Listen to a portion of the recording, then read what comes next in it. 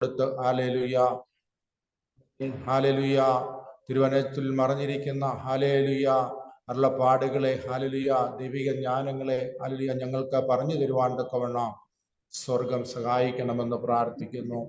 തുറന്നുള്ള ഓരോ നിമിഷവും പരിശുദ്ധാത്മാവിന്റെ ഹല്ലേലൂയ ഹല്ലേലൂയ അനുഗ്രഹത്തിലും ഹല്ലേലൂയ ഗൈഡൻസിലും കൃപയിലും ഹല്ലേലൂയ ഈ ക്ലാസ് നടത്തപ്പെടേണ്ടതിനായി ഞങ്ങൾ സ്തോത്രം ചെയ്ത് പ്രാർത്ഥിക്കുന്നു. ഞങ്ങളുടെ സെമിനാരിക്കായി സ്തോത്രം ചെയ്യുന്നു. നേതൃത്വം കൊടുക്കുന്ന ഞങ്ങളുടെ എല്ലാ ദൈവദാസന്മാർക്കായി ഫാക്കൽറ്റിക്കായി ദൈവത്തിന് സ്തോത്രം ചെയ്യുന്നു. തുടർന്നുള്ള സമയത്തെ ദൈവകരങ്ങളിൽ ഏൽപ്പിക്കുന്നു. ദൈവമേ, കേൾക്കുന്ന വചനം കർത്താവേ, അത് ഞങ്ങളുടെ ജീവിതത്തിൽ ഏറ്റവും അനുഗ്രഹമായി തീരുവാൻ ദൈവരാജ്യത്തിന്റെ ഹല്ലേലൂയ വിസ്തൃതിക്കും ദൈവസഭയുടെ വളർച്ചയ്ക്കും അനേക ആത്മാക്കളുടെ വിടുതലിനും കാരണമായി തീരുവാൻ കർത്താവ് സഹായിക്കണമേ. ഹല്ലേലൂയ. സ്തോത്രം സ്തോത്രം സ്തോത്രം സ്തോത്രം സ്തോത്രം. കൃപയിൽ ഞങ്ങളെ മറയ്ക്കണം. ഹല്ലേലൂയ. അവിടുത്തെ കരങ്ങളിലേക്ക് സമർപ്പിക്കുന്നു. യേശുവിൻ നാമത്തിൽ പ്രാർത്ഥന കേട്ട് മറുപടി നൽകി അനുഗ്രഹിക്കണം പിതാവേ. ആമേൻ. ക്രിസ്തുവിന്റെ നാമത്തിൽ ഏവർക്കും സ്നേഹവന്ദനം.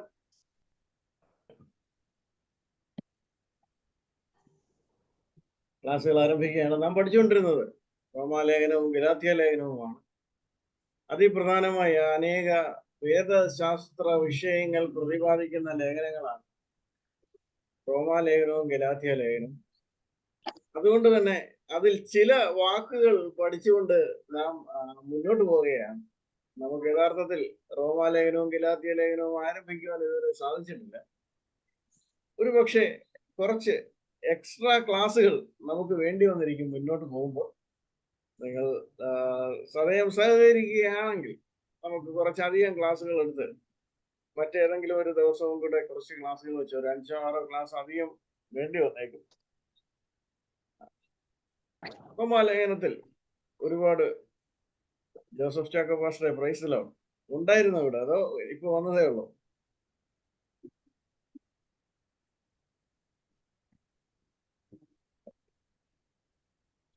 ജോസഫ് ചാക്കോ പാസ്റ്റർ കേൾക്കാമോ? കേട്ടോ സാറേ. ഓക്കെ, സന്തോഷമായിട്ട് പ്രാർത്ഥിച്ചപ്പോ തൊട്ടുണ്ട്. കേട്ടില്ല പാസ്റ്റർ. പ്രാർത്ഥിച്ചു തുടങ്ങിയപ്പം തൊട്ടുണ്ടായിരുന്നു. ഓക്കെ ഓക്കെ, ഞാൻ കണ്ടില്ല, സോറി. നമ്മളെ ക്ലാസ്സുകൾ ആരംഭിക്കുകയാണ്. നാം അതിൽ 3 പ്രധാന വാക്കുകളാണ് പഠിച്ചത്. അത് എന്തൊക്കെയാണെന്ന് നിങ്ങൾക്കറിയാമോ?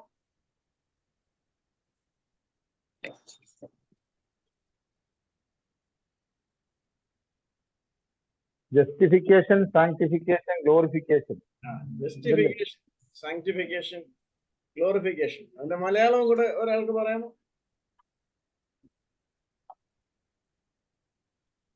നീതീകരണം, ശുദ്ധീകരണം, മഹത്വീകരണം.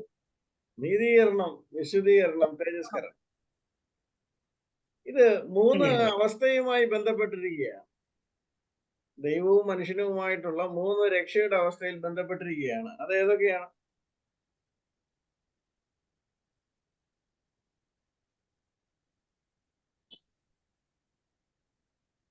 ജസ്റ്റിഫിക്കേഷൻ എന്തുമായി ബന്ധപ്പെട്ടിരിക്കുന്നു?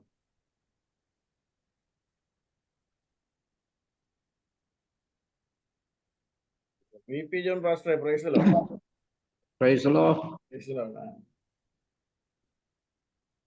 നാം രക്ഷിക്കപ്പെട്ടു എന്നുള്ളതിന്റെ ബന്ധപ്പെട്ട നീതീകരണം. വിശുദ്ധീകരണം, രക്ഷിക്കപ്പെട്ടുകൊണ്ടേയിരിക്കുന്നു. അതെ, നാം രക്ഷിക്കപ്പെട്ടുകൊണ്ടേയിരിക്കുന്നു. അടുത്തത് തേജസ്കരണമാണ്, ഗ്ലോറിഫിക്കേഷൻ. മലയാളം പാസ്റ്റർ പറഞ്ഞായിരുന്നു, ഞാൻ വിട്ടുപോയി. ജോസഫ് ചാക്കോ പാസ്റ്റർ മറ്റൊരു വാക്ക് പറഞ്ഞായിരുന്നു ഗ്ലോറിഫിക്കേഷന്റെ മലയാളം. അത് ഉപയോഗിക്കാം. എന്തായിരുന്നു പാസ്റ്റർ? മഹത്വീകരണം. അതെ, മഹത്വീകരണം. നമ്മൾ പൊതുവെ തേജസ്കരണം എന്ന് പറയും, അങ്ങനെ ഉപയോഗിക്കാം. മഹത്വീകരണം അതെന്തുമായി ബന്ധപ്പെട്ടിരിക്കും?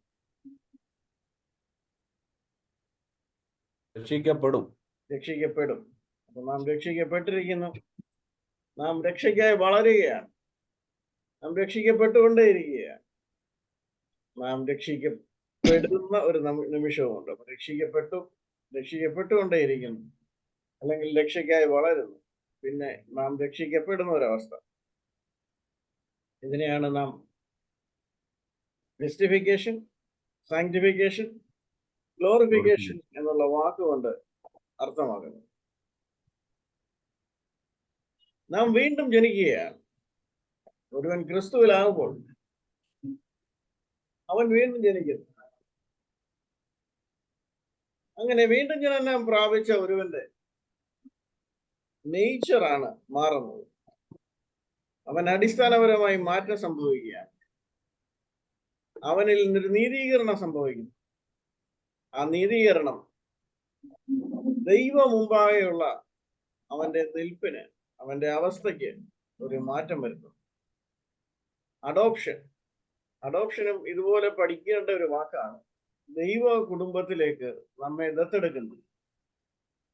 സമയമുണ്ടെങ്കിൽ നമുക്ക് അഡോപ്ഷനും പഠിക്കാവുന്നതാണ്.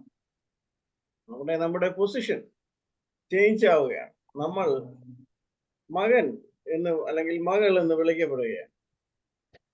എന്നാൽ വിശുദ്ധീകരണത്തിലൂടെ നമ്മുടെ ക്യാരക്ടർ മാറുകയാണ്.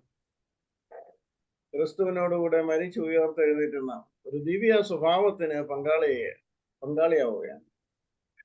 വിശുദ്ധനായ ദൈവത്തെ നാം വിശുദ്ധിയിൽ ആരാധിച്ചുകൊണ്ട് മുന്നോട്ട് പോവുകയാണ്. അങ്ങനെ നമ്മെ തന്നെ സർവവും സമർപ്പിച്ചുകൊണ്ട്, ദൈവം മുമ്പാകെ സമർപ്പിച്ചുകൊണ്ട്, ദൈവഹിതത്തിന് കീഴ്പ്പെട്ടുകൊണ്ട് മുന്നോട്ട് പോകുന്ന ഒരു അവസ്ഥയ്ക്കാണ് നാം സാങ്ക്ടിഫിക്കേഷൻ എന്ന് പറയുന്നത്.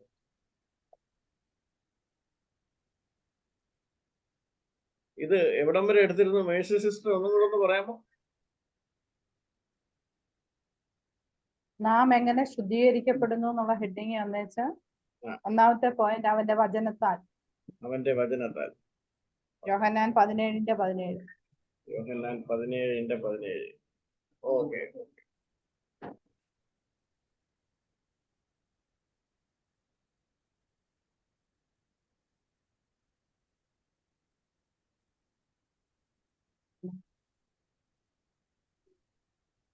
ടൈം ഓഫ് അവർ സാങ്ക്ടിഫിക്കേഷൻ എടുത്തായിരുന്നല്ലോ അല്ലെ?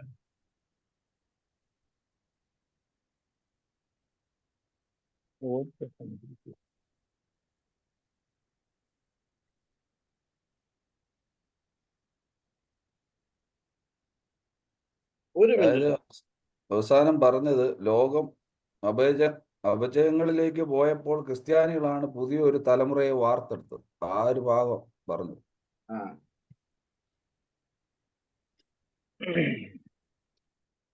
സാറ് പറഞ്ഞു. ഓക്കെ. അത് ഇപ്പോഴും അഭംഗുരം തുടരുകയാണ്. നമ്മൾ ലോകത്തിലേക്ക് നോക്കിക്കഴിഞ്ഞാൽ ലോകത്തിന്റെ ചിന്താഗതികൾ, ലോകത്തിലെ മാധ്യമങ്ങൾ, അത് പത്രങ്ങളായാലും സീരിയലുകളായാലും സിനിമകളായാലും ലോകം ഒരുക്കുന്ന എന്റർടൈൻമെന്റുകളായാലും എല്ലാം അപജയങ്ങളിലേക്കും ദൈവത്തിൽ നിന്ന് അകന്ന സ്വഭാവ വിശേഷതകളിലേക്കും മനുഷ്യനെ കൊണ്ടുപോകുന്ന അവസ്ഥ നമുക്ക് കാണാൻ കഴിയും. എന്നാൽ അതിൽ നിന്നൊക്കെ മാറി വ്യത്യസ്തരായി നിൽക്കുന്നത് ക്രിസ്തീയ സമൂഹമാണ്. അതിൽ നിന്ന് മാറി ഇന്ന് ക്രിസ്തീയ സമൂഹം പോലും ഈ അപജയത്തിന്റെ ഭാഗമാകുന്നു. സന്യസ്തരാണ്. ഈ കത്തോലിക്ക സഭയില് പുരോഹിതർ സന്യസ്തരാണ്. കന്യാസ്ത്രീകളുമുണ്ട്.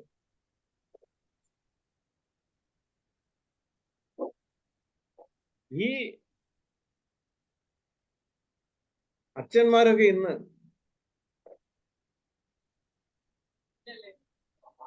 ഒരു മിനിറ്റ്, അറിയില്ല അതൊന്ന് ഓപ്പൺ ചെയ്ത് നോക്ക്. ഈ അച്ഛന്മാരൊക്കെ ഇന്ന്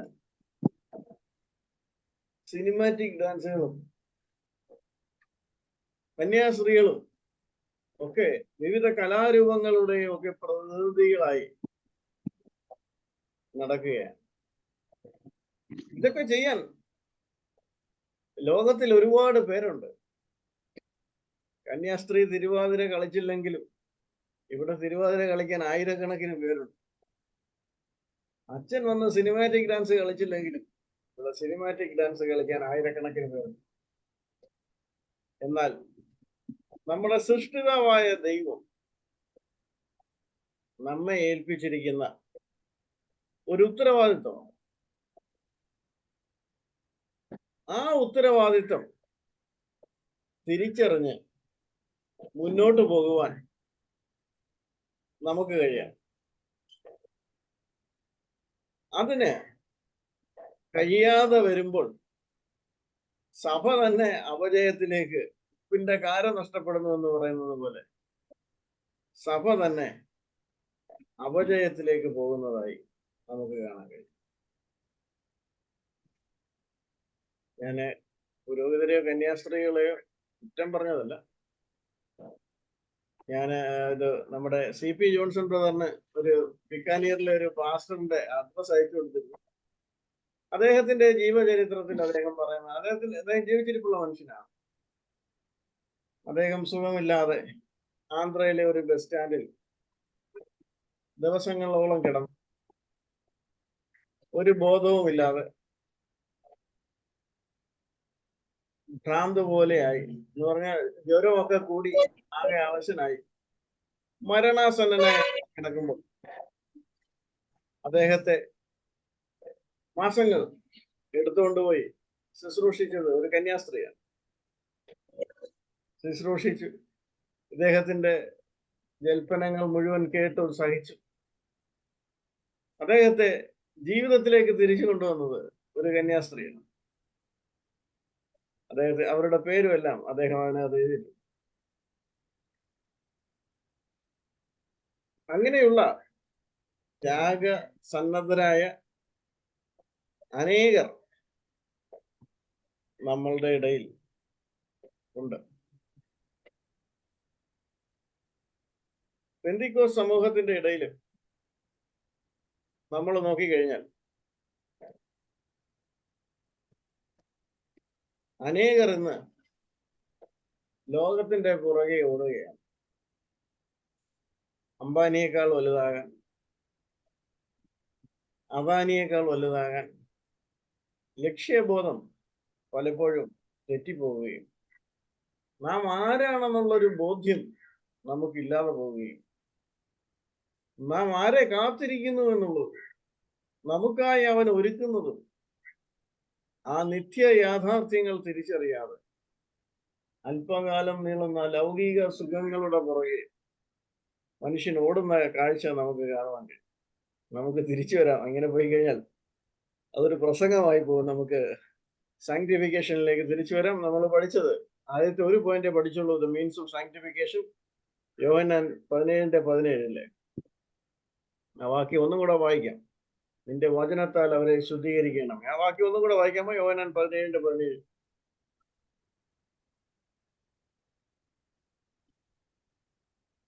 സത്യത്താൽ അവരെ വിശുദ്ധീകരിക്കണമേ, നിന്റെ വചനം സത്യമാകുന്നു. നിങ്ങളുടെ എല്ലാം വേദപുസ്തകത്തിന്റെ പുറത്ത് ഒരു വാക്യം എഴുതി വെച്ചിട്ടുണ്ട്. എന്താണ് കവറിൽ എഴുതി വെച്ചിരിക്കുന്ന വാക്യം? സത്യവേദപുസ്തകം. സത്യവേദപുസ്തകം. എന്തുവാ ഈ സത്യം? യേശുക്രിസ്തു എന്ന സത്യം. സത്യം യേശുക്രിസ്തുവാണ്. വചനം സത്യമാണ്. വചനമാണ് സത്യം. ഒന്നുകൂടെ ആ വാക്യം വായിച്ചു. സത്യത്താൽ അവരെ വിശുദ്ധീകരിക്കണമേ, നിന്റെ വചനം സത്യമാകുന്നു. അപ്പൊ എന്തുവാണ് സത്യവേദപുസ്തകം എന്ന് പറയുന്നത്? വചനം.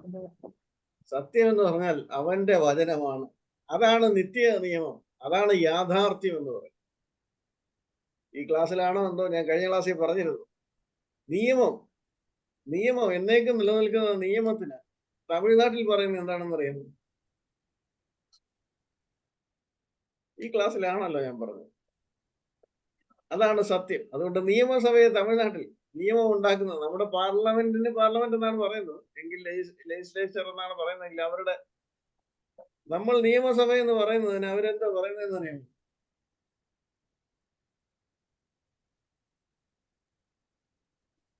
ഈ ക്ലാസ്സിലല്ലേ പറഞ്ഞത്? അവര് പറയുന്നത് സത്യസഭ എന്നുള്ളത്.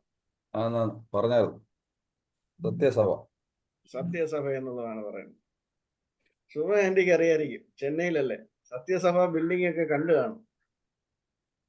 അന്നും സാറ് സുമാന്റെ അടുത്ത് ചോദിച്ചായിരുന്നു ഈ same situation.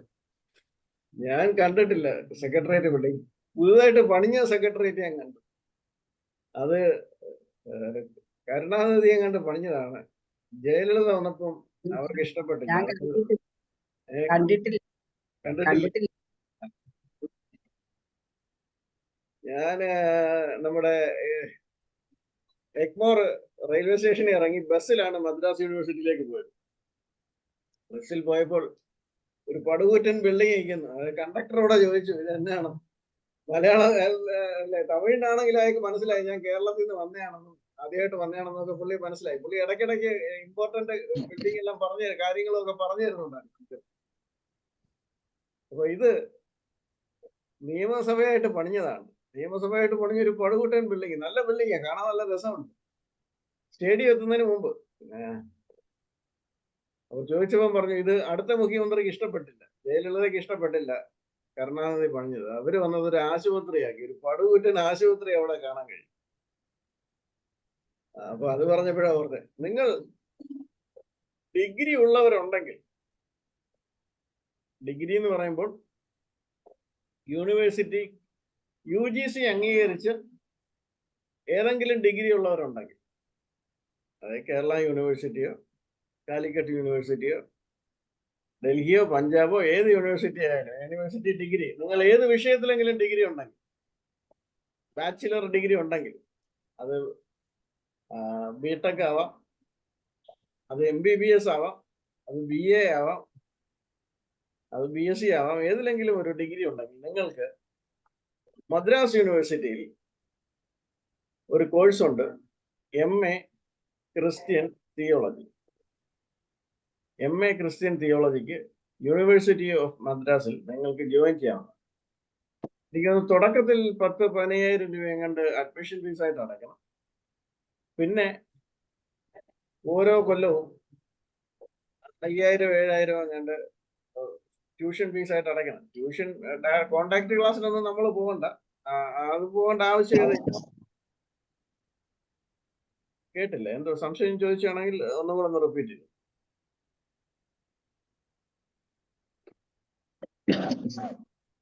Okay. VP John pastor സംശയം ഇല്ലെങ്കിൽ മൈക്ക് ഓഫ് ചെയ്തോ. സംശയം ഉണ്ടെങ്കിൽ റിപ്പീറ്റ് ചെയ്യാം. പിന്നെ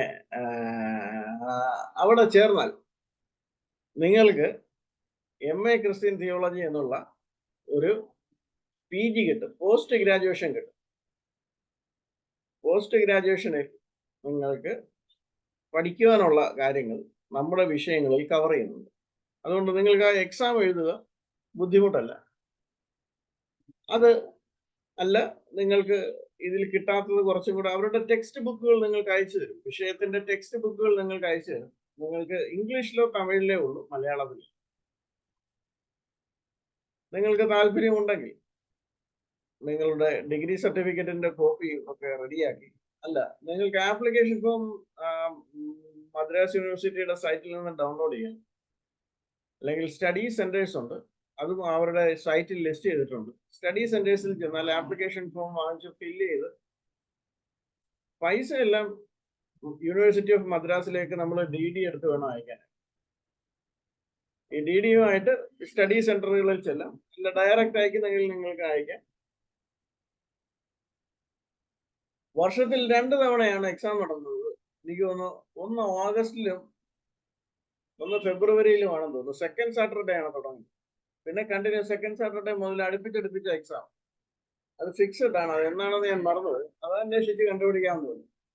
അതുകൊണ്ട് വിദേശത്തുള്ളവർക്ക് വരാൻ നിങ്ങളുടെ ഡേറ്റുകൾ നേരത്തെ ഫിക്സ് ചെയ്യാം. കാരണം നമ്മുടെ കേരള യൂണിവേഴ്സിറ്റി പോലെ മാറ്റിവെച്ച് ഇങ്ങനെ മനുഷ്യരെ ബുദ്ധിമുട്ടിപ്പിക്കത്തില്ല. അത് ഫിക്സഡ് ഡേറ്റ് ആണ്. ആ ഡേറ്റിന് വന്ന് നിങ്ങൾക്ക് ടിക്കറ്റ് ബുക്ക് ചെയ്ത് എക്സാം എഴുതി മടങ്ങി പോകാവുന്ന ആ സബ്ജക്റ്റുകൾ ഏതൊക്കെയാണെന്ന് കാണാൻ താല്പര്യം ഉണ്ടെങ്കിൽ വേണമെങ്കിൽ ഞാനിപ്പോൾ സെർച്ച് ചെയ്ത് ഡിസ്പ്ലേ ചെയ്യാം. താല്പര്യമുള്ളവരുണ്ടോ? അല്ലെങ്കിൽ പിന്നെ നമ്മളതിന് സമയങ്ങളാണ്. താല്പര്യമുള്ള ആരെങ്കിലും ഉണ്ടോ? നിങ്ങൾക്ക് UGC അംഗീകാരമുള്ള യൂണിവേഴ്സിറ്റി അംഗീകാരമുള്ള ഒരു ഇത് കിട്ടും. നമ്മുടെ സെറാംപൂര് പോലും യഥാർത്ഥത്തിൽ ഗവൺമെന്റ് അംഗീകാരം എന്ന് പറയാമെങ്കിലും അതൊരു ചില ഇടങ്ങളിൽ അവിടെയും പ്രൊജക്ട് ചെയ്യുന്നുണ്ട്. സെറാംപൂർ ഒരു യൂണിവേഴ്സിറ്റി അല്ല, അതൊരു സെനറ്റ് മാത്രമാണെന്നുള്ള നിലയിൽ നമുക്ക് അംഗീകാരം കിട്ടത്തില്ല. ഇന്ന് ഇന്ത്യയിൽ UGC അംഗീകാരമുള്ള ഒരു സർട്ടിഫിക്കറ്റ് കിട്ടുന്നത് ഇത് മാത്രമാണെന്ന് തോന്നുന്നു. അല്ല സിക്കിമിലോ മറ്റെവിടെ ഒരിടത്ത് ഒരു യൂണിവേഴ്സിറ്റിയും കൂടെ ഉണ്ടെന്നും പറയും. അപ്പൊ നിങ്ങൾക്ക് താല്പര്യം ഉണ്ടെങ്കിൽ ഞാനിപ്പോ അത് ക്രോം ഓപ്പൺ ചെയ്ത് ഡിസ്പ്ലേ ചെയ്യാവുന്നതാണ്. താല്പര്യമുള്ള ആരെങ്കിലും ഉണ്ടോ? ഇല്ല ഇല്ല എന്ന് വിശ്വസിക്കുന്നു. ഡിഗ്രി ഇല്ലാത്തതുകൊണ്ട് സുജിൻ ബ്രദർ കൈ പൊക്കി കാണിച്ചല്ലോ സാറേ. കേട്ടില്ല കെ എ തോമസ് മാസ്റ്ററെ. ഡിഗ്രി ഇല്ലാത്തതുകൊണ്ട് താല്പര്യമില്ലെന്നാണ് അവർ. അതെ, അതാ ശരി. ഓക്കെ. BA ഉണ്ടായിരുന്നു, BA ക്രിസ്ത്യൻ തിയോളജിയും ഉണ്ടായിരുന്നു. പക്ഷെ അവരിപ്പോ നിർത്തിക്കളഞ്ഞു. 10 കൊല്ലമായിട്ട് അവരിപ്പോ നടത്തുന്നില്ല. മുമ്പ് അവർ നടത്തിക്കൊണ്ടിരുന്നതായിരുന്നു. അത് തുടങ്ങുന്നെങ്കിൽ പ്രീ ഡിഗ്രി ഉള്ളവർ, +2 പ്രീ ഡിഗ്രി ഉള്ളവർക്ക് അത് ജോയിൻ ചെയ്യാവുന്നതാണ്. ഇപ്പോൾ അതില്ല. അതുകൊണ്ട് BA ക്രിസ്ത്യൻ തിയോളജിക്ക് അവര് വീണ്ടും MA ക്രിസ്ത്യൻ തിയോളജിയും ഏതാണ്ട് കുറെ കൊല്ലമായിട്ട് അവര് നിർത്തിയിരുന്നതാണ്. അവർ ഈ കൊല്ലമാണ് വീണ്ടും തുടങ്ങിയത്. നമ്മുടെ CP ജോൺസൺ ബ്രദർ എന്താ പറഞ്ഞു? എന്താണാവോ? സുജിൻ ബ്രദർ കൈ കാണിച്ചായിരുന്നു പറഞ്ഞാ സാറേ. ആര് കൈ കാണിച്ചത്? സുജിൻ ബ്രദർ. സുജിൻ ബ്രദറിന് താല്പര്യമുണ്ടോ? എന്നറിഞ്ഞാൽ അത് പേഴ്സണലായിട്ട് വാട്സപ്പിൽ ചെയ്താലും മതി. ഓക്കെ. അല്ല കുഴപ്പമില്ല, കാണിക്കാം. എന്തായാലും എല്ലാവർക്കും ഉപകാരപ്പെടുമല്ലോ. അല്ലെങ്കിൽ അവരുമായിട്ട് ബന്ധപ്പെട്ട ആർക്കെങ്കിലും ഒക്കെ ഈ കാര്യങ്ങൾ പറഞ്ഞു കൊടുക്കാം. ഞാൻ ഒന്ന് ഓപ്പൺ ചെയ്യട്ടെ. എല്ലാവരും മനസ്സിലാക്കിയിരിക്കുന്നത് നല്ലതാണ്. കാരണം അവരുമായി ബന്ധപ്പെട്ട ആരെങ്കിലും ഒക്കെ ഭാവിയിൽ താല്പര്യമുണ്ടെങ്കിൽ നമുക്ക് പറഞ്ഞു കൊടുക്കാം. Share screen. സോ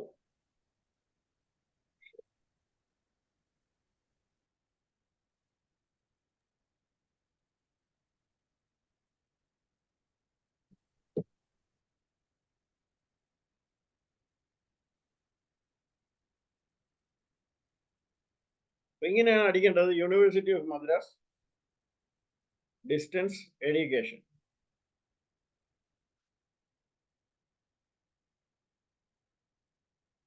അടിച്ചതിന് ശേഷം ഇതാണ് institute of distance education, university of Madras ആണ്.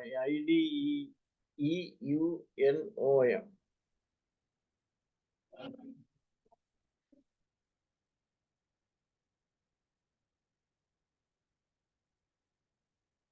അപ്പൊ ഞാൻ ആ യൂണിവേഴ്സിറ്റിയിലേക്ക് പോയപ്പോഴാണ് ഈ സത്യസഭയ്ക്ക് വേണ്ടി പണിഞ്ഞ് ബിൽഡിങ് കാണാനിടയായി തീർന്നു. അവര് എന്റെ സർട്ടിഫിക്കറ്റ് കുറെ നാള് അയച്ചു തന്നില്ല. അയക്കുമ്പോഴൊക്കെ അവര് വിളിക്കുമ്പോഴൊക്കെ ഫോൺ എടുക്കത്തില്ല. ഇതാണ് യൂണിവേഴ്സിറ്റിയുടെ ബിൽഡിംഗ്. ഞാൻ ഇവിടെ പോയത്, മദ്രാസ് യൂണിവേഴ്സിറ്റി. അത് ഇവര് ജയലളിതയൊക്കെ അടക്കിയതിന്റെ കടൽ തീരത്തിന്റെ പേരെന്താണ്? ഫേമസ് ആയിട്ടൊരു ബീച്ച് ഉണ്ടല്ലോ, മറീന ബീച്ച്. മറീന ബീച്ചിനോട് ചേർന്ന് മറീന ബീച്ച് പിന്നെ യൂണിവേഴ്സിറ്റിക്ക് ഇടയ്ക്ക് ഒരു റോഡാണല്ലോ. ആ റോഡിന്റെ ഓപ്പോസിറ്റ് സൈഡ് മറീന ബീച്ചും ഇപ്പുറത്തെ സൈഡ് ഈ യൂണിവേഴ്സിറ്റിയുമാണ്. സ്റ്റേഡിയം കഴിഞ്ഞ സ്റ്റേഡിയത്തിൽ ഇറങ്ങിയാലും വേണമെങ്കിൽ നടക്കാമായിരുന്നു തോന്നുന്നു.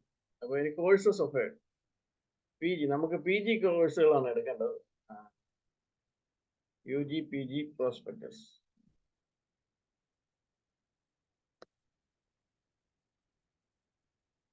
നമുക്ക് PG കോഴ്സുകളാണ് എടുക്കേണ്ടത്. നോക്കട്ടെ, കിട്ടുമെങ്കിൽ ഇപ്പോൾ അയച്ചു തരാം. ഇല്ലെങ്കിൽ ഞാനത് വാട്സാപ്പിൽ നിങ്ങൾക്ക് പൊതുവെ ഷെയർ ചെയ്യുന്നതാണ്.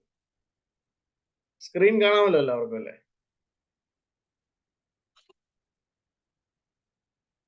കൺട്രോളർ.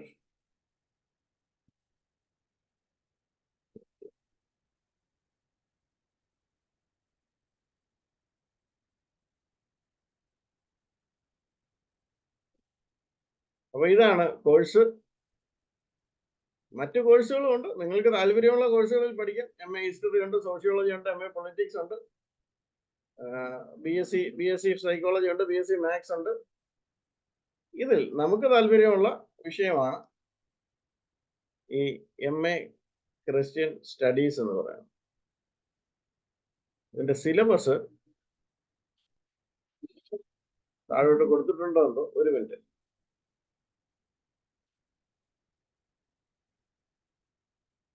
ഇവിടെ കൊടുത്തിട്ടില്ല സിലബസ്.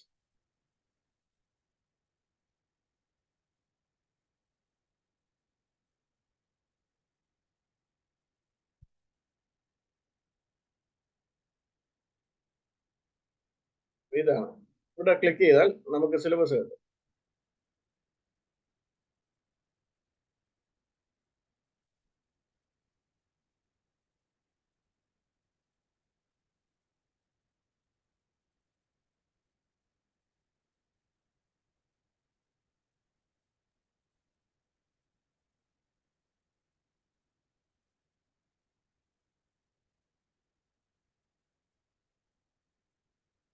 ഇവിടെ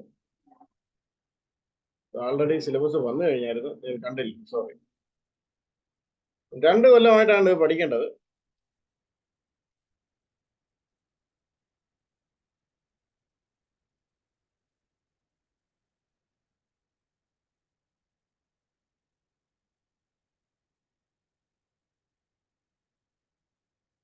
ഇതാണ് സെമസ്റ്റർ 1.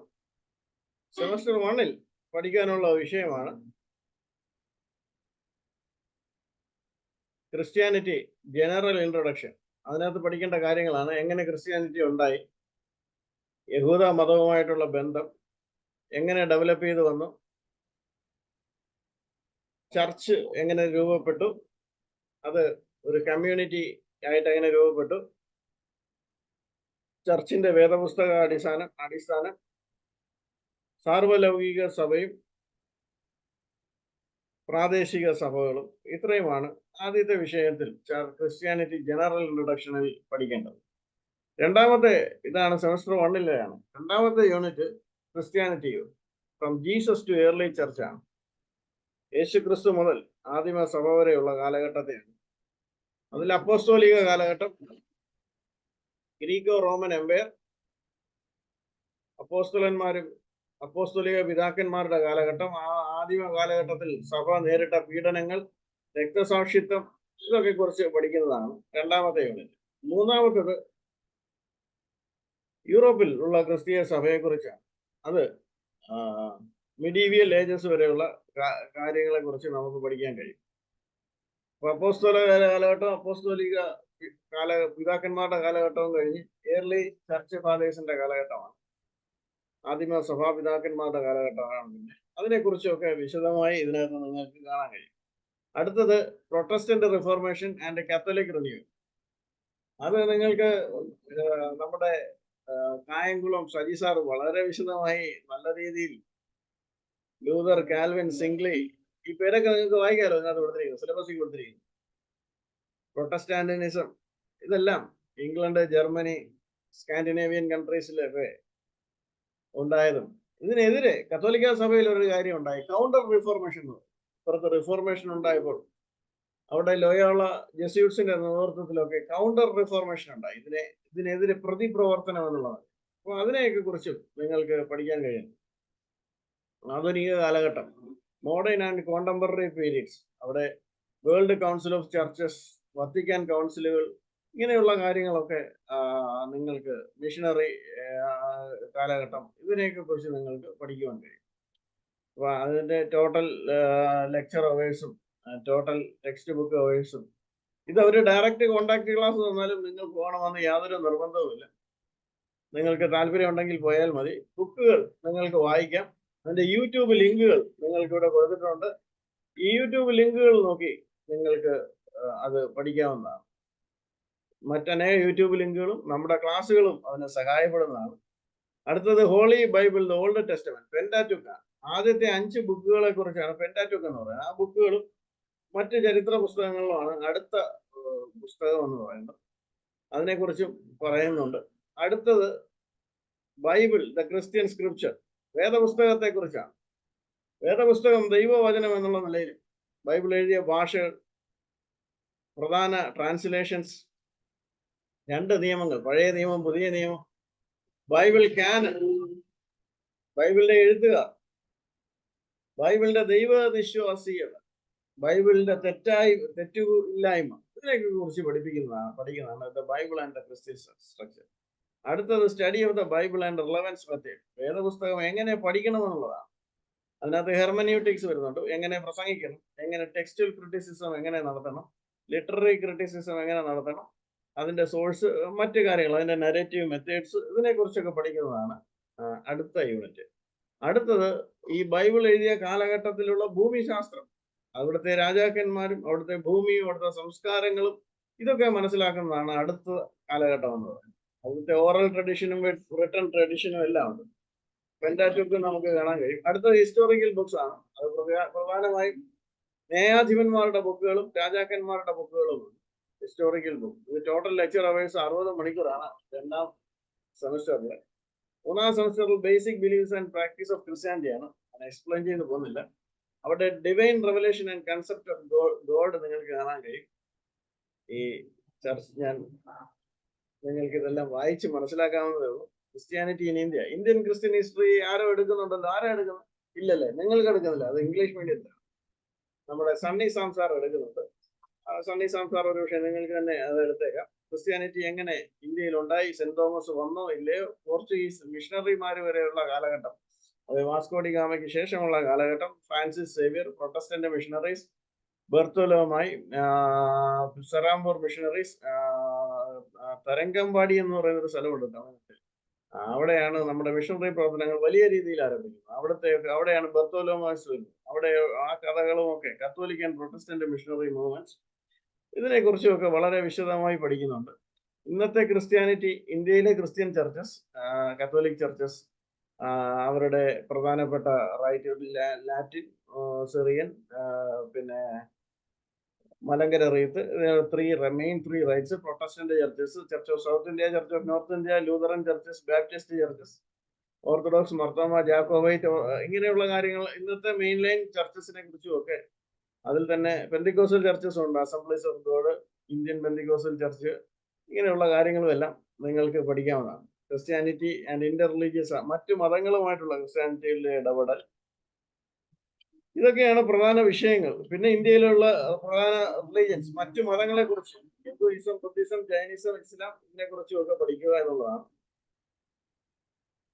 പിന്നെ wisdom literature, major prophets, minor prophets,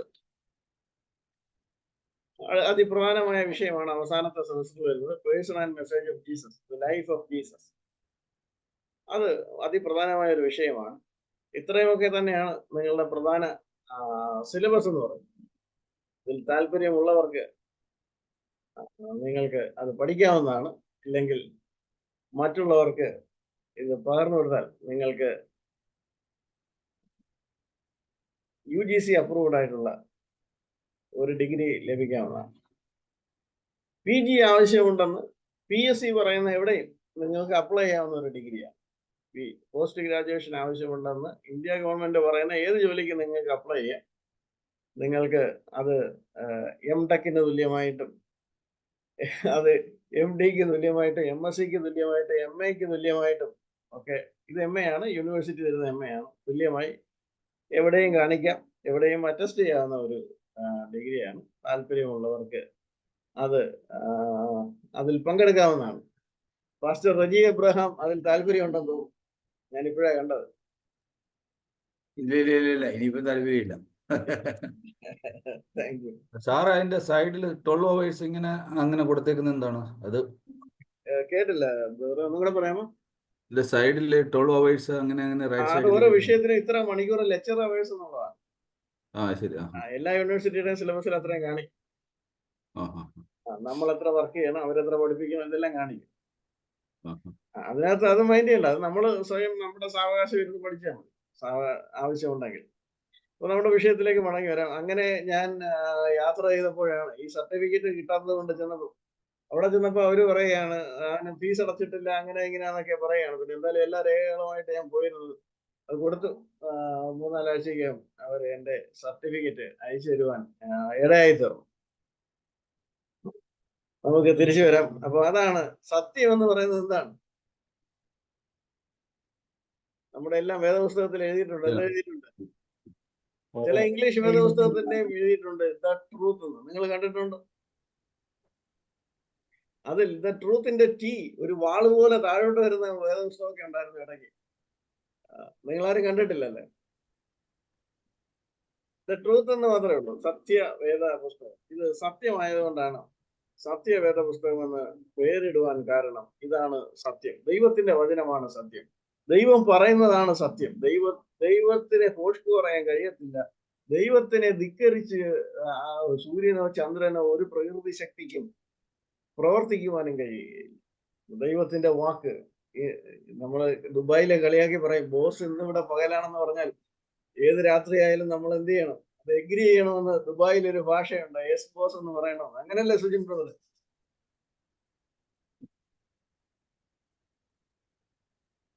ഒന്നുകൂടെ പറ സാറേ, മനസ്സിലായില്ല. ദുബായിൽ ഒരു പറച്ചിലുണ്ടെന്ന്, ബോസ് വന്ന് അർദ്ധരാത്രി വന്നിട്ട് ഇപ്പം നട്ടുച്ചയാണെന്ന് പറഞ്ഞാലും എഗ്രി ചെയ്യണമെന്ന് ഒരു പറച്ചിലുണ്ട്, യെസ് ബോസ് എന്ന് പറയണം. അതെ അതെ അതെ. എന്നാൽ ദൈവം അങ്ങനെ പറഞ്ഞാൽ എന്ത് സംഭവിക്കും? നട്ടുച്ചയ്ക്ക് അല്ല, അർദ്ധരാത്രിക്ക് ഇന്നിവിടെ നട്ടുച്ചയാണെന്ന് പറഞ്ഞാൽ അവിടെ അതിനകത്തൊരു അപ്പീലില്ല. എന്താണ്? അവിടെ നട്ടുച്ചയാവുകയാണ്. ദൈവത്തിന്റെ വാക്കിനെ ധിക്കരിച്ച് പ്രവർത്തിക്കുവാൻ സൂര്യന് സാധ്യം അല്ല എന്നുള്ളതാണ്. ദൈവത്തിന്റെ വാക്കാണ്, അത് നിത്യ സത്യമാണ്. ദൈവത്തിന്റെ വാക്കെന്ന് പറയുന്നത് ആ വാക്ക് വിശുദ്ധമാണ്. അതിനാൽ ആ സത്യത്താൽ നമ്മെ ശുദ്ധീകരിക്കുകയാണ്. നമ്മെ ആ സത്യത്തിലേക്ക് സംശീകരിച്ചുകൊണ്ട് പോവുകയാണ്.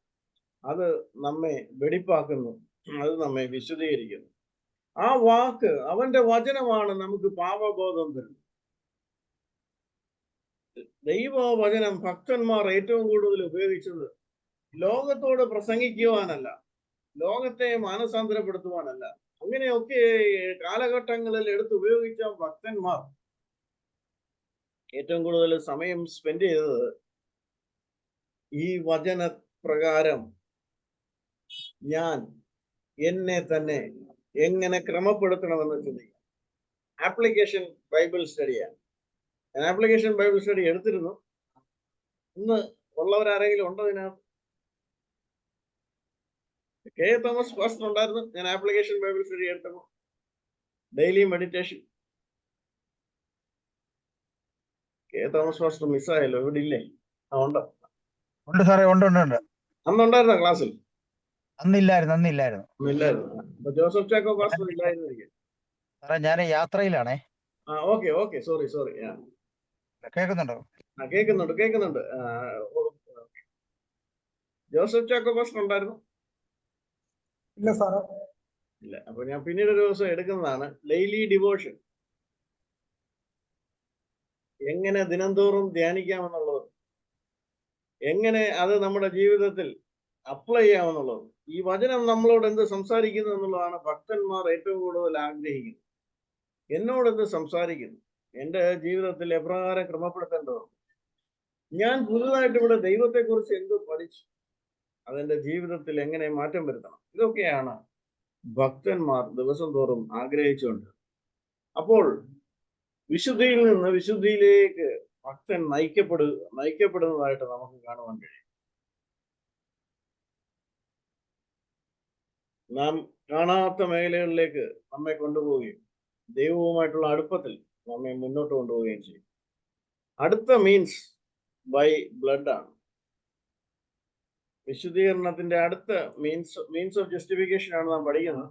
ഒന്ന് വേർഡാണ്, രണ്ട് രക്തമാണ്, ബൈ ബ്ലഡ്. എബ്രായർ 13:12, ഹീബ്രൂസ് ചാപ്റ്റർ 13:12 വായിക്കാമോ?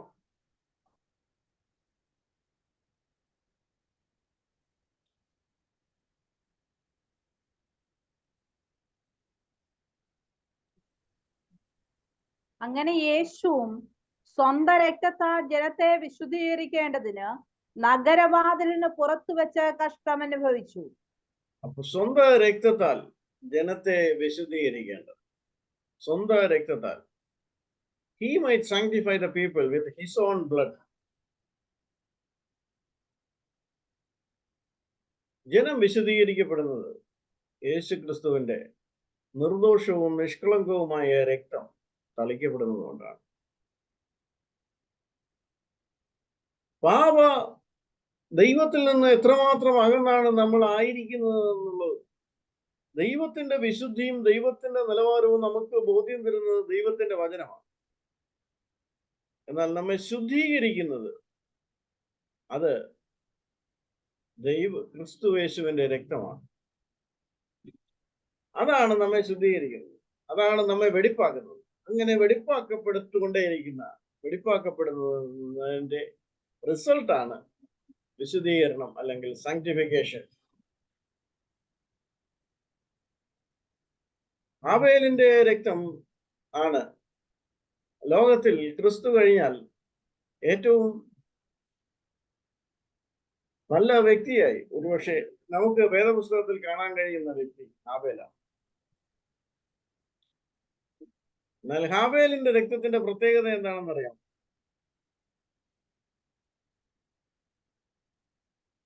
ഹാബേലിന്റെ രക്തം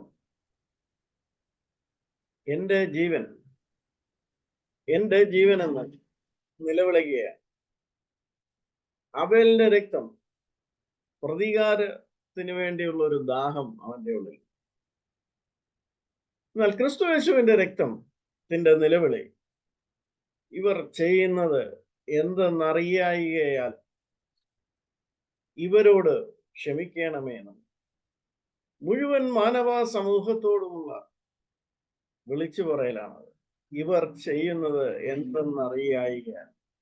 സുബോധമുണ്ടെങ്കിൽ, ദൈവാത്മ സാന്നിധ്യമുണ്ടെങ്കിൽ, ദൈവത്തിന്റെ വിശുദ്ധി തിരിച്ചറിഞ്ഞ് നിൽക്കുന്ന ഒരു മനുഷ്യനാണെങ്കിൽ പലപ്പോഴും നമുക്ക് ചെയ്യേണ്ടതൊക്കെ ചെയ്യാൻ കഴിയത്തില്ല, അല്ലെങ്കിൽ നമ്മുടെ കഴിഞ്ഞ കാലങ്ങളിലായിരുന്ന അവസ്ഥയിൽ കൂടെ കടന്നു പോകാൻ കഴിയുകയില്ല.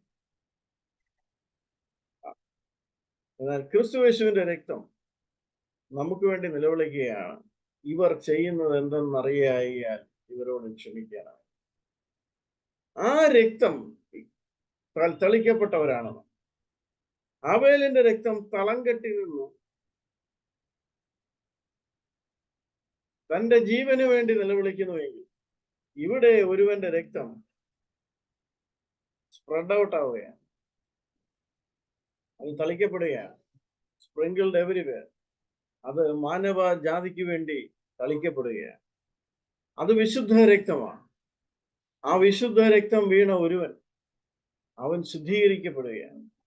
അവനെ വിശുദ്ധനായി കാണുവാൻ, അവൻ ക്രിസ്തുയേശുവിന്റെ രക്തത്താൽ തളിക്കപ്പെട്ടവനായി കാണുവാൻ, അവനും കൂടെ വേണ്ടി ക്രിസ്തു മരിച്ചു എന്നുള്ളത് സ്വർഗ നീതിക്ക് ബോധ്യമായിരിക്കും. ക്രിസ്തുയേശുവിന്റെ രക്തത്താൽ തളിക്കപ്പെട്ട ഏവനും ക്രിസ്തുവിനുള്ളിലായി എന്നുള്ള ബോധ്യത്തിൽ, ക്രിസ്തുവിനുള്ളിലായി നിത്യതയിൽ നിൽക്കുവാൻ ദൈവം നമുക്ക് അവകാശം നൽകുന്നു.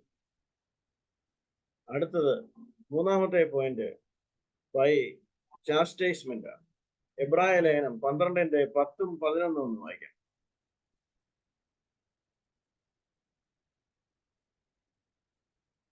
എബ്രായ ലേഖനം 12:10-11.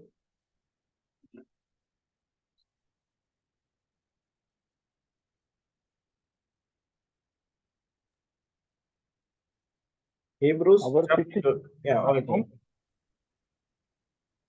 അവർ ശിക്ഷിച്ചത് കുറെ കാലവും തങ്ങൾക്ക് ബോധിച്ച പ്രകാരവും അത്രേ. അവനോ നാം അവന്റെ വിശുദ്ധി പ്രാപിക്കേണ്ടതിന് നമ്മുടെ ഗുണത്തിനായി തന്നെ ശിക്ഷിക്കുന്നത്. ഏത് ശിക്ഷയും തൽക്കാലം സന്തോഷകരമല്ല, ദുഃഖകരമത്രേ എന്ന് തോന്നും. പിന്നത്തേതിലോ അതിനാൽ അഭ്യാസം വന്നവർക്ക് നീതി എന്ന സമാധാന ഫലം ലഭിക്കും. ആകയാൽ തളർന്ന കൈയും കുഴഞ്ഞ മുഴങ്കാലും നിവർത്തുകയും. ആമേൻ. അപ്പോ നമുക്ക് കിട്ടുന്ന ശിക്ഷകൾ ലോകത്തിൽ അധ്യാപകരും മാതാപിതാക്കളുമായാലും ഒക്കെ ശിക്ഷിക്കപ്പെട്ട് വളർന്ന നമ്മൾ,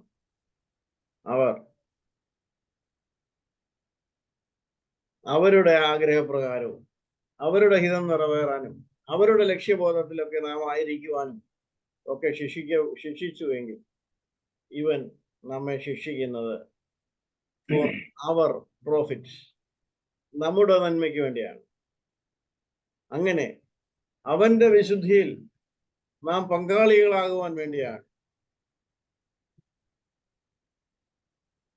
അവൻ നമ്മെ ശിക്ഷിക്കുന്നത്. അടുത്ത 4-ാമത്തെ point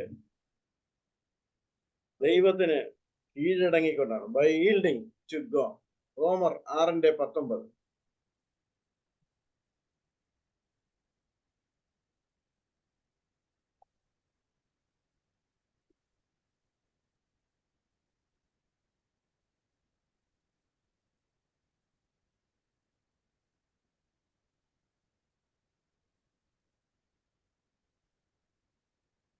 By yielding to God. നിങ്ങളുടെ ജഡത്തിന്റെ ബലഹീന നിമിത്തം ഞാൻ മാനുഷ്യ രീതിയിൽ പറയുന്നു, നിങ്ങളുടെ അവയവങ്ങളെ അധർമ്മത്തിനായി അശുദ്ധിക്കും അധർമ്മത്തിനും അടിമകളാക്കി സമർപ്പിച്ചതുപോലെ ഇപ്പോൾ നിങ്ങളുടെ അവയവങ്ങളെ വിശുദ്ധീകരണത്തിനായി നീതിക്ക് അടിമകളാക്കി സമർപ്പിപ്പി. വിശുദ്ധീകരണത്തിനായി നീതിക്ക് അടിമകളാക്കി നമ്മുടെ അവയവങ്ങളെ സമർപ്പിക്കണം. ദൈവത്തിന് നമ്മെ തന്നെ സമർപ്പിച്ചുകൊണ്ട് 4-ാമത്തെ point by yielding to God. ദൈവത്തിന് നമ്മെ തന്നെ സമർപ്പിച്ചുകൊണ്ട് വിശുദ്ധീകരിക്കണം. അടുത്ത പോയിന്റ് നാം നമ്മെ തന്നെ വിശുദ്ധീകരിക്കണം എന്നുള്ളതാണ്. 5-ാമത്തെ പോയിന്റ് നാം നമ്മെ തന്നെ വിശുദ്ധീകരിക്കണമെന്ന്. അത് 2 കൊരിന്ത്യർ 7-ാം അധ്യായം 1-ാം വാക്യത്തിൽ നമുക്ക് കാണാൻ കഴിയും. By ourselves.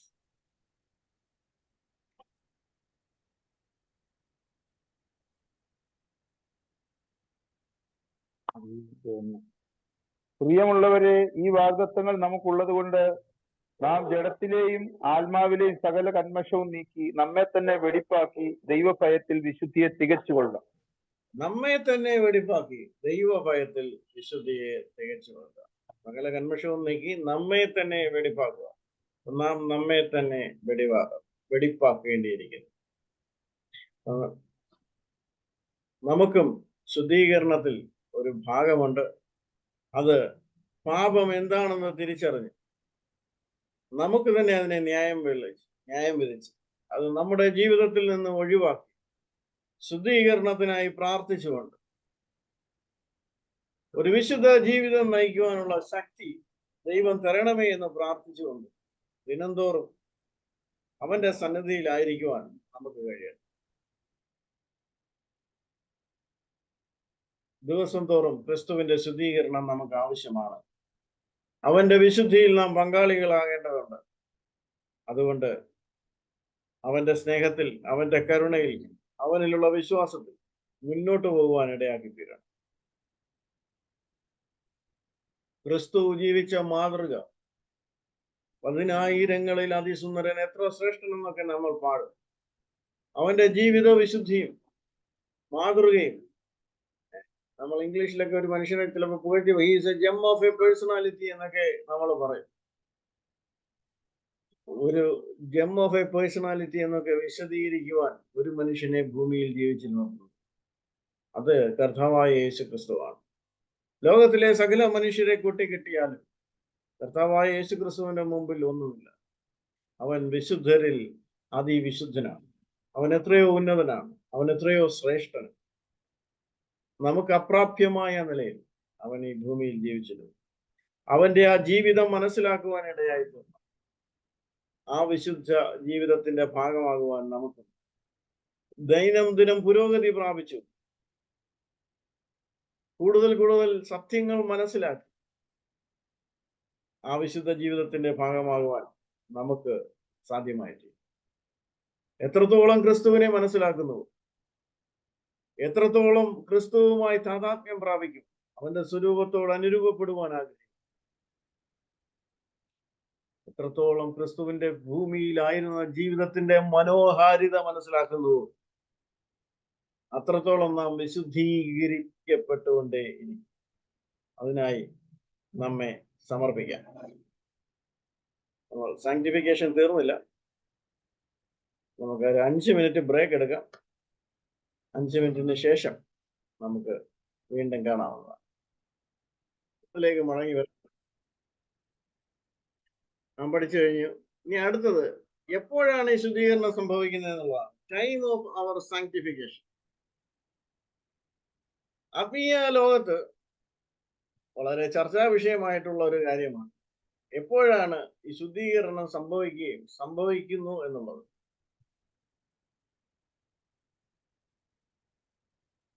ചിലർ പറയുന്നത് ശുദ്ധീകരണം സംഭവിച്ചു കഴിഞ്ഞ ഒന്നാണെന്ന് വാദിക്കുന്നവരുമുണ്ട്. നാം വിശ്വസിച്ചപ്പോൾ ശുദ്ധീകരണം സംഭവിച്ചു, നീതീകരണത്തോടൊപ്പം തന്നെ ശുദ്ധീകരണവും സംഭവിച്ചു. അതുകൊണ്ട് തന്നെ നാം പുതുജീവൻ പ്രാപിച്ചപ്പോൾ, അല്ലെങ്കിൽ നാം കൺവേർട്ട് ചെയ്യപ്പെട്ടപ്പോൾ ശുദ്ധീകരണം സംഭവിച്ചു എന്ന് പറയുന്ന ആൾക്കാരുണ്ട്. മറ്റു ചിലർ ഇത് രണ്ടാമത് സംഭവിക്കുന്ന ഒരു പ്രോസസ്സാണെന്ന് വിശ്വസിക്കുന്നവരുണ്ട്. നാം മാനസാന്തരപ്പെട്ട് നാം രക്ഷിക്കപ്പെട്ടതിന് ശേഷം പിന്നീട് സംഭവിക്കുന്ന ഒരു സെക്കൻഡ് വർക്ക് ഓഫ് ഗ്രേസ് ആണ് ശുദ്ധീകരണമെന്ന് വിശ്വസിക്കുന്നവരുണ്ട്. അതായത് വീണ്ടും ജനനാനുഭവത്തിൽ നിന്നും മാറി ഒരു പ്രത്യേക അനുഭവമാണ് ശുദ്ധീകരണം എന്ന് വിശ്വസിക്കുന്നവരുണ്ട്.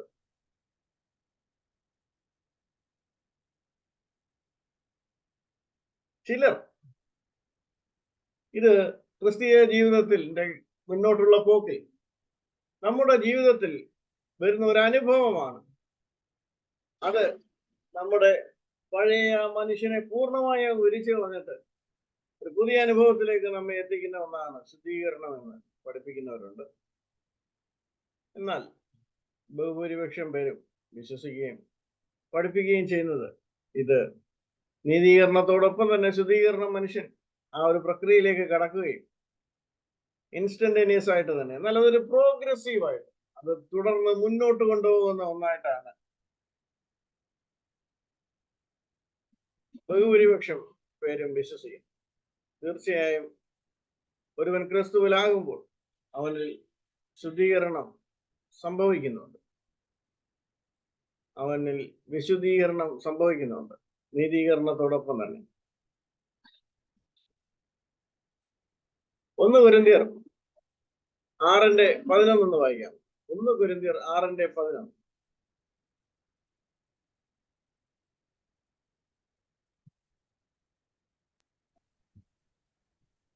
നിങ്ങളും ചിലർ ഈ വകക്കാരായിരുന്നു എങ്കിലും നിങ്ങൾ കർത്താവായ യേശുക്രിസ്തുവിന്റെ നാമത്തിലും നമ്മുടെ ദൈവത്തിന്റെ ആത്മാവിനാലും നിങ്ങളെ തന്നെ കഴുകി ശുദ്ധീകരണവും നീതീകരണവും പ്രാപിച്ചിരിക്കുന്നു. അപ്പൊ എന്തൊക്കെ പ്രാപിച്ചു? ശുദ്ധീകരണവും നീതീകരണവും. ശുദ്ധീകരണവും നീതീകരണവും നിങ്ങളെ തന്നെ കഴുകി പ്രാപിച്ചിരിക്കുന്നു. അപ്പൊ അത് ഇൻസ്റ്റന്റേനിയസ് ആയിരുന്നു. കൺവേർഷനോടുകൂടെ ഇൻസ്റ്റന്റേനിയസ് വിത്ത് കൺവേർഷൻ ആയിരുന്നു. ഇവിടെ നോക്കിക്കഴിഞ്ഞാൽ ശുദ്ധീകരണം കഴിഞ്ഞുപോയ ഒരു അനുഭവമായിട്ടാണ് നമുക്ക് കാണാൻ കഴിയും. അത് നീതീകരണത്തോടൊപ്പം കഴുകലിനോടൊപ്പം ഉള്ള ഒരു സംഭവമായിട്ട് നമുക്ക് കാണുവാൻ കഴിയും. അത് ശരിയാണ്. ശുദ്ധീകരണം നാം കൺവേർട്ട് ചെയ്യപ്പോൾ നാം പ്രാപിച്ച ഒന്നാണ് ശുദ്ധീകരണം. എന്നാൽ അത് പ്രോഗ്രസീവാണ്.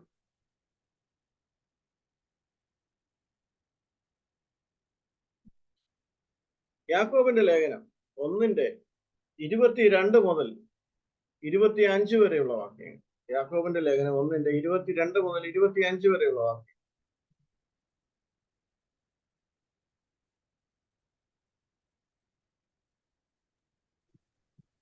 എങ്കിലും വചനം കേൾക്ക മാത്രം ചെയ്തുകൊണ്ട് തങ്ങളെ തന്നെ ചതിക്കാതെ അതിനെ ചെയ്യുന്നവരായുമിരിപ്പീൻ.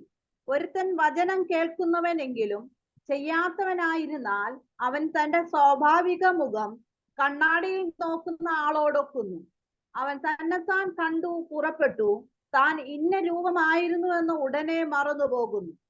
സ്വാതന്ത്ര്യത്തിന്റെ തികഞ്ഞ ന്യായപ്രമാണം ഉറ്റുനോക്കി അതിൽ നിലനിൽക്കുന്നവനോ കേട്ടു മറക്കുന്നവനല്ല, പ്രവൃത്തി ചെയ്യുന്നവനായി താൻ ചെയ്യുന്നതിൽ ഭാഗ്യവാനാകും. ആമേൻ. നാം ക്രിസ്ത്യാനുരൂപരാകണമെന്നൊക്കെ പറയുമ്പോൾ തന്നെ നമ്മിലുള്ള അൺക്രിസ്ത്യൻ ലൈക്നെസ്, അക്രൈസ്തവമായിട്ടുള്ള കാര്യങ്ങൾ അല്ലെങ്കിൽ ക്രിസ്ത്യാനു രൂപമല്ലാത്ത കാര്യങ്ങൾ ഒറ്റ മിനിറ്റിൽ ഒരു ലിസ്റ്റായിട്ട് നമുക്ക് ലഭിക്കുന്നില്ല. അങ്ങനെ എങ്ങാനും ലഭിച്ചാൽ രക്ഷിക്കപ്പെട്ട നാള് മുതൽ ഇന്ന് വരെ എനിക്ക് ലഭിച്ച വെളിപ്പാടുകൾ, അല്ലെങ്കിൽ ഞാൻ ക്രിസ്തുവുമായിട്ട് എത്രത്തോളം മുന്നോട്ട് അടുക്കണം, മുന്നോട്ട് വരണം, എവിടെയൊക്കെ ശുദ്ധീകരിക്കണം, എവിടെയൊക്കെ അഡ്ജസ്റ്റ്മെന്റ് വരുത്തണം എന്നുള്ളത് രക്ഷിക്കപ്പെട്ട അടുത്ത മിനിറ്റിലാണ് എന്റെ ലിസ്റ്റ് കിട്ടിയിരുന്നെങ്കിൽ നമ്മൾ തകർന്നു പോകുമായിരുന്നു. എന്നാൽ അതൊരു പ്രോഗ്രസീവായിട്ടാണ് എനിക്ക് ലഭിച്ചതെങ്കിൽ അത് പ്രോഗ്രസീവായിട്ടാണ് നിങ്ങൾക്കും ലഭിക്കുന്നത്. നിങ്ങൾ ക്രിസ്തുവിനെ കണ്ടെത്തി, എന്നാൽ നിങ്ങൾ ക്രിസ്തുവിനെ കണ്ടെത്തിക്കൊണ്ടേ ഇരിക്കുകയാണല്ലേ, അറിഞ്ഞുകൊണ്ടേ ഇരിക്കുകയാണ്. അവന്റെ മനോഹാരിതയും ശ്രേഷ്ഠതയും നമ്മൾ അറിഞ്ഞുകൊണ്ടേ ഇരിക്കുമ്പോൾ നമ്മളിലുള്ള ബലഹീനതകൾ നമുക്ക് വെളിവാക്കപ്പെട്ടുകൊണ്ടേയിരിക്കുകയാണ്. അവിടെ നാം ക്രിസ്തുവുമായി അടുത്തുകൊണ്ടേയിരിക്കുകയാണ്. ഒറ്റയടിക്ക് ഇത്രയും കാര്യങ്ങളുടെ ഒരു നീണ്ട ലിസ്റ്റ് ആയിരുന്നു നമുക്ക് ലഭിച്ചിരുന്നതെങ്കിൽ നമ്മളൊരു പക്ഷേ നിരാശനായി പോകുവാനിടയായിരുന്നു. നമ്മുടെ ആത്മവിശ്വാസം, ഒരുപക്ഷെ കോൺഫിഡൻസ് നഷ്ടപ്പെട്ടു പോകാനിടയായിരുന്നു. ദൈവ വചനത്തിൽ കൂടെ കടക്കുമ്പോൾ നമുക്ക് ലഭിക്കുന്നതിനനുസരിച്ച് മുന്നോട്ട് പോകാനിടയായിരുന്നു. അപ്പോൾ പുതിയ പുതിയ വെളിപ്പാടുകൾ നമുക്ക് ലഭിക്കുന്നു. നമുക്ക് എന്തൊക്കെ വെളിപ്പെടുത്തി കിട്ടിയോ അതിനനുസരിച്ച് ശുദ്ധീകരിക്കുവാൻ നമ്മെ സമർപ്പിച്ചു കൊടുക്കുകയും പ്രാർത്ഥിച്ച് ആ പാപങ്ങളിൽ നിന്നൊക്കെ വിടുതൽ നേടി വിശുദ്ധിയിലേക്ക് നയിക്കുകയും ചെയ്യുകയാണെങ്കിൽ നമുക്ക് പുതിയ പുതിയ തലങ്ങളിലേക്ക് നമ്മെ എടുത്തുയർത്തുന്നത് കാണാൻ. Progressive sanctification. ഒന്നാമത്തത് ഇൻസ്റ്റന്റേനിയസ് വിത്ത് കൺവേർഷൻ, രണ്ടാമത്തത് പ്രോഗ്രസീവ് സാങ്ക്ടിഫിക്കേഷൻ, മൂന്നാമത്തത് കംപ്ലീറ്റ് ആൻഡ് ഫൈനലാണ്. അവസാനമായി പൂർണ്ണമായി നമ്മെ ശുദ്ധീകരിക്കുന്ന ഒരു സമയമുണ്ട്. 1 തെസ്സലോനിയർ 5:23.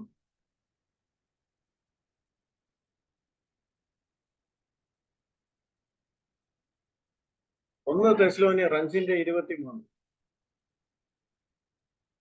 സമാധാനത്തിന്റെ ദൈവം തന്നെ നിങ്ങളെ മുഴുവനും ശുദ്ധീകരിക്കുമാറാകട്ടെ. നിങ്ങളുടെ ആത്മാവും പ്രാണനും ദേഹവും അശേഷം നമ്മുടെ കർത്താവായ യേശുക്രിസ്തുവിന്റെ പ്രത്യക്ഷതയിൽ അനിന്യമായി വെളിപ്പെടും വണ്ണം കാക്കപ്പെടുമാറാകട്ടെ.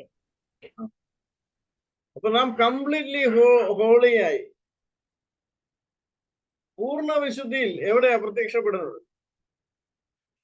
കർത്താവായ യേശുക്രിസ്തുവിന്റെ വരവിലാണ്. നാം ഒരു നാൾ ഈ പൂർണ്ണ വിശുദ്ധിയിലെത്തും. അവിടെ കൃപയ്ക്ക് ഒരു കുറവുമില്ലാത്ത അല്ലെ നാം മെച്യൂർ ആൻഡ് പെർഫെക്റ്റ് അവസ്ഥയിലേക്ക് സകല മനുഷ്യരും ആ ക്രിസ്തു പരിപൂർണതയിലേക്ക് നമ്മെ മാറ്റുന്ന ഒരവസ്ഥ. അന്ന് അതാണ് കംപ്ലീറ്റ് ആൻഡ് ഫൈനൽ എക്സ്പീരിയൻസ്.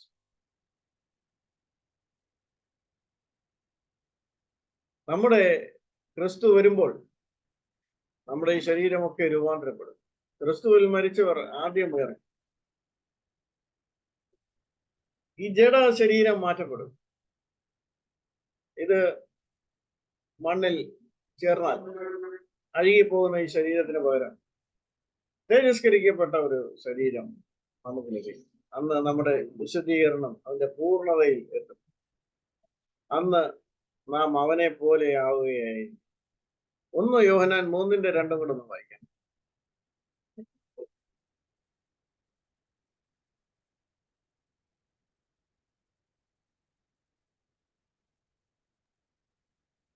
പ്രിയമുള്ളവരെ, നാം ഇപ്പോൾ ദൈവമക്കളാകുന്നു. നാം ഇന്നത് ആകുമെന്ന് ഇതുവരെ പ്രത്യക്ഷമായില്ല.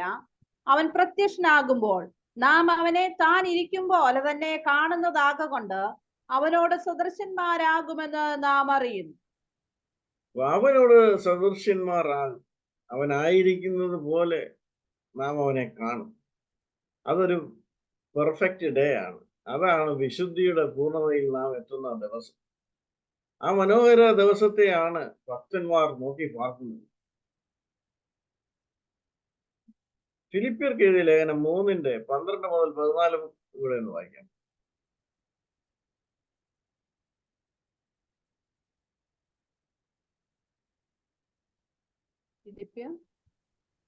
Chapter 3, verse 12 to 14. ലഭിച്ചു കഴിഞ്ഞോ എന്നോ തികഞ്ഞവനായി എന്നോ അല്ല, ഞാൻ ക്രിസ്തു യേശുവിനാൽ പിടിക്കപ്പെട്ടിരിക്കുന്നത് കൊണ്ട് എനിക്കും അത് പിടിക്കാമോ എന്ന് വെച്ച് പിന്തുടരുന്നതേ ഉള്ളൂ. ഞാൻ ഓടുകയാണ്. അതാണ് പ്രോഗ്രസീവ് സാങ്ക്ടിഫിക്കേഷൻ, പ്രോഗ്രസീവ് വിശുദ്ധീകരണം. എന്നാൽ എനിക്കത് ലഭിക്കും. അതൊരു ഫ്യൂച്ചർ പെർഫെക്ഷൻ ആണ്. എനിക്ക് ലഭിക്കുന്ന ഒരു നാളുണ്ട്, അത് ലഭിച്ചു കഴിഞ്ഞിട്ടില്ല. ഞാൻ അതിലേക്ക് ഓടുകയാണ്. അത് കംപ്ലീറ്റ് ആൻഡ് ഫൈനൽ. അതാണ് നമ്മുടെ എല്ലാം ആഗ്രഹം എന്ന് പറയുന്നത്. നമുക്ക് വേണ്ടി തന്നെത്താൻ വിശുദ്ധീകരിച്ച നമ്മുടെ കർത്താവായ യേശു തന്റെ ശിഷ്യന്മാർക്ക് വേണ്ടി തന്നെത്താൻ ഈ ഭൂമിയിലായിരിക്കുമ്പോൾ തന്നെത്താൻ വിശുദ്ധീകരിച്ച് നിർദോഷവും നിർമ്മലവുമായ ഒരു രക്തത്താൽ തളിക്കപ്പെട്ടവരാകുവാൻ നമുക്ക് അവകാശമുണ്ട്. യേശു ക്രിസ്തു പിതാവിനാൽ വിശുദ്ധീകരിച്ച് ഭൂമിയിൽ ഐക്യപ്പെടുകയും അവൻ പരിപൂർണമായ വിശുദ്ധ ജീവിതം നയിക്കുകയും അതിനുടമയായി തീരുകയും ചെയ്തു. അവൻ അനുരൂപരായിക്കൊണ്ട് അവന്റെ മഹത്വം തിരിച്ചറിയുന്നവരായി ദിനംതോറും അവന്റെ ശ്രേഷ്ഠതകൾ തിരിച്ചറിയുന്നവർ ലോകം കണ്ട സകല മഹാന്മാരിലും എത്രയോ ഉത്തമനാണെന്ന് അവൻ തിരിച്ചറിയുന്നു. ദൈവസന്നിധിയിൽ അവന്റെ ജീവിതം മാത്രമാണ് പ്രസാദകരമായതെന്ന് തിരിച്ചറിഞ്ഞു. അവന്റെ ജീവിതത്തിന്റെ സവിശേഷതകളും മേന്മകളും തിരിച്ചറിഞ്ഞു. ആ വിശുദ്ധിയിൽ മുന്നോട്ട് പോകാൻ നമുക്കും ഇടയായിത്തീരണം. അങ്ങനെ വിശുദ്ധീകരണം പ്രാപിച്ച് മുന്നോട്ട് പോകാൻ നമുക്കും കാരണമായിത്തീരും.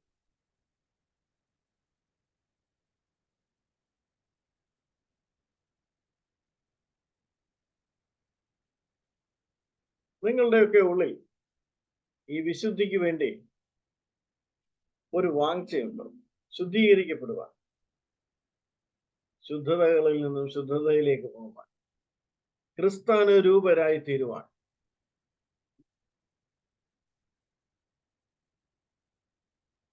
അവന്റെ പ്രതിമയോട് അനുരൂപപ്പെടുക.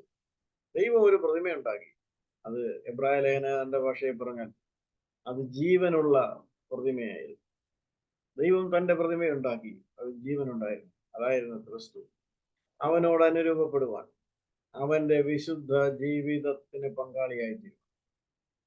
നമ്മുടെ പാപങ്ങളെ ഏറ്റുപറഞ്ഞുകൊണ്ട് അവനെ നമുക്ക് ദിനം തോറും നിമിഷം തോറും ആവശ്യമുണ്ടെന്നുള്ള ബോധത്തിൽ മുന്നോട്ട് പോകും.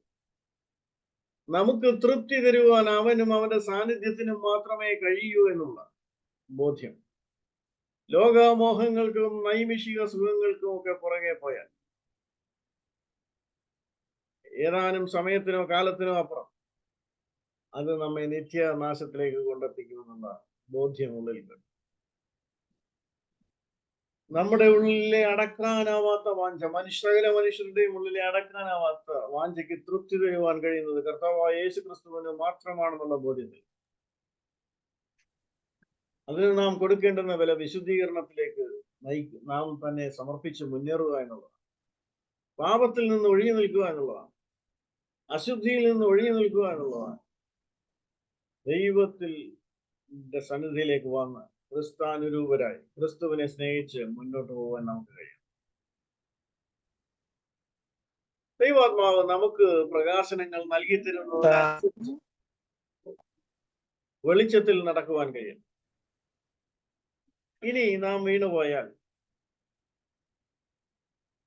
നാം പരാജയപ്പെട്ടാൽ നമ്മുടെ ഉള്ളിൽ നമുക്കൊരു തോന്നലുണ്ടാകും, ഇനി എങ്ങനെ ദൈവ സന്നിധിയിലേക്ക് പോകും, ഇനി എങ്ങനെ ദൈവത്തിന്റെ മുന്നിൽ നമുക്ക് നിൽക്കുവാൻ കഴിയും.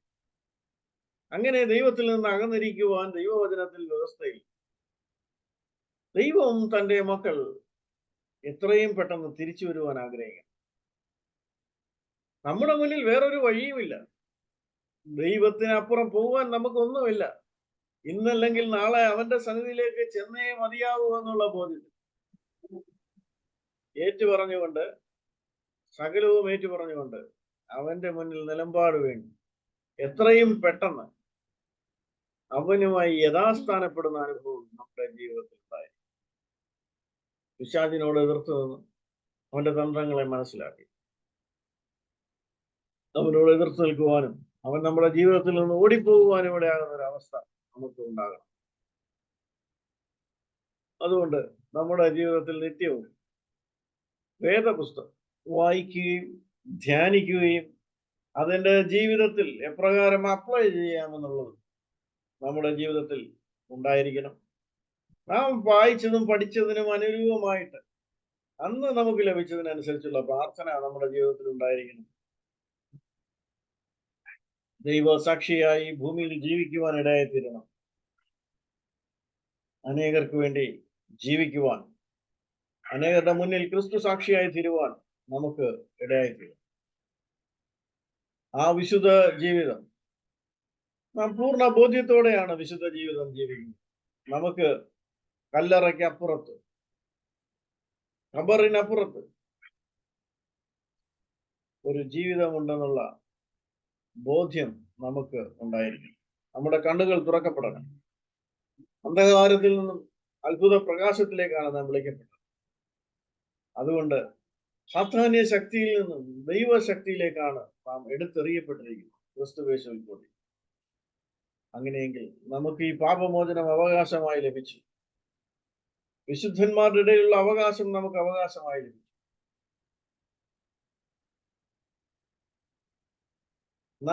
നമ്മോട് തന്നെ നമ്മൾ നോക്കിയാൽ, മറ്റുള്ളവരെ നോക്കിയാലും നാം നിരാശരായിത്തീരും. നമ്മെ തന്നെ നാം വിധിച്ചുകൊണ്ടേയിരുന്നാൽ, ലോകത്തിൽ അനേക ദൈവമക്കളും തകർന്നു പോയവരെയും ഒക്കെ നോക്കിക്കഴിഞ്ഞാൽ അവർ തങ്ങളെ നോക്കി വിലപിച്ചവരാണ്. തങ്ങളെ നോക്കി തങ്ങളെ സ്വയം കുറ്റപ്പെടുത്തി മുന്നോട്ട് പോയവർ. വേദപുസ്തകം അങ്ങനെ നമ്മളോട് ആവശ്യപ്പെടുന്നത്. അങ്ങനെ ഒരു മനുഷ്യൻ നോക്കിയാൽ അവൻ പരാജിതനായി തീരും. നിങ്ങളും നിങ്ങളുടെ ജീവിതത്തിൽ പരാജിതരായി. നമുക്ക് നോക്കുവാൻ ഒരുവനേ ഉള്ളൂ, അവങ്കിലേക്ക് നോക്കുക. വിജയാളിയായ ഒരുവനോട് കൂടെയാണ് നാം ആയിരിക്കുന്നത്. ഏത് സമയവും നിങ്ങൾക്ക് അവന്റെ സന്നിധിയിലേക്ക് കടന്നു ചെല്ലാം. തെറ്റിപ്പോയാൽ അവന്റെ സന്നിധിയിൽ നിങ്ങൾക്ക് മാപ്പ് പറയുവാൻ, ഏറ്റുപറയുവാനുള്ള അവകാശമുണ്ട്.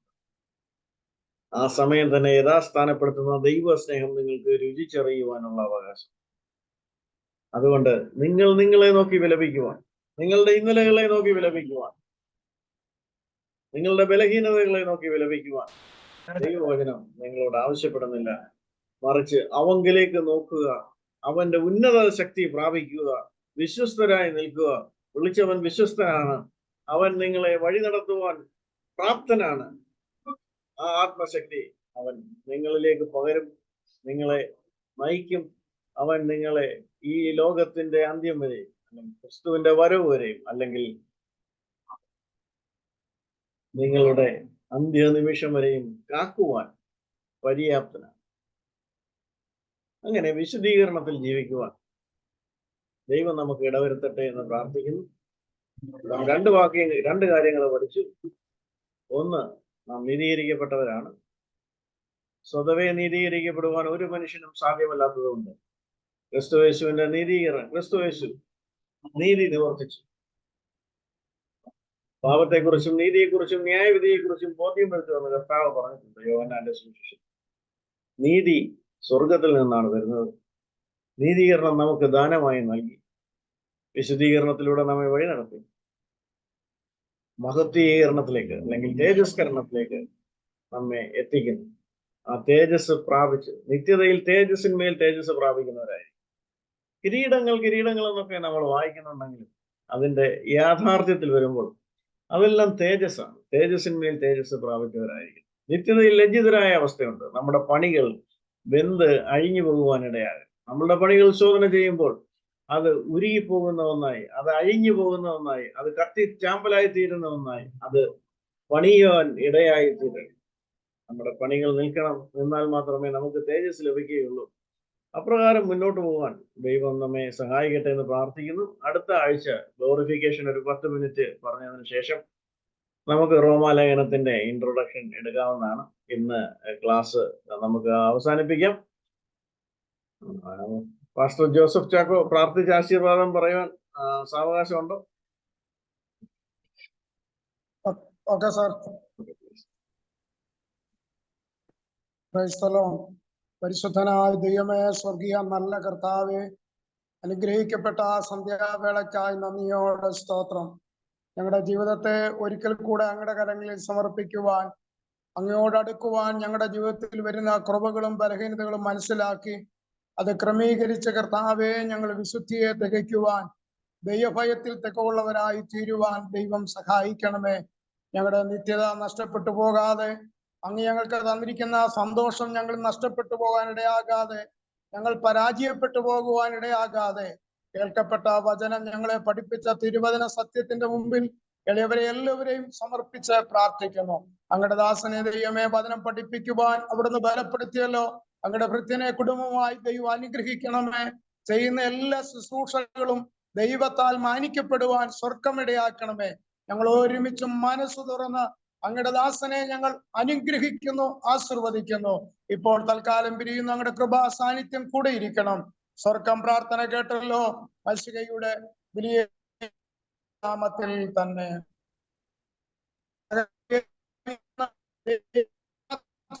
ഹൃദയങ്ങളെയും നിലവുകളെയും അന്ത്യത്തോളം ക്രിസ്തയേശുവിങ്കൽ കാക്കപ്പെടുമാറാകട്ടെ.